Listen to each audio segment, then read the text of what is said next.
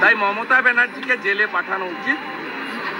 আজকে হিয়ারিং সবাই দেখেছে, আমরা আশাবাদী যে সত্য বেরোবে, এর বেশি সুপ্রিম কোর্ট নিয়ে বলা উচিত। নির্যাতিতা মা প্রণম, তাদের ব্যথা বেদনার আপনি আমি কেউ অংশীদার হতে পারবো না। আমি বারে বারে বলেছি, তারা যা বলছেন তার কাউন্টার আমার মুখ থেকে পাবেন।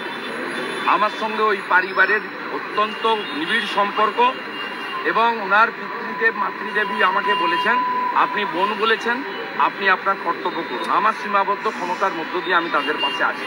ওনারা যদি কখনো আমার প্রতিও অনাস্থা দেখান, তাতেও আমার কাছ থেকে কোনো মন্তব্য আপনি চেষ্টা করলেও পাবেন না। আমি ওনার কোনো মন্তব্য বলবো না। উনি যা সবচেয়ে বেশি সাফারার উনি, আপনি আমি নই।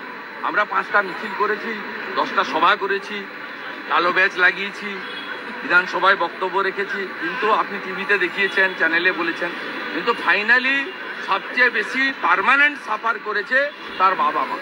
তার আদরের সন্তান যেভাবে মমতা ব্যানার্জির জন্য চলে গেছে কর্মরতা অবস্থায়, এর কোনো ক্ষতিপূরণ কেউ দিতে পারবে না। অর্থাৎ তার ওনার যা খুশি উনি বলতে পারেন, আমি এটা নিয়ে কোনো টিপ্পণী করব না। দাদা, মুর্শিদাবাদে হানা দিয়ে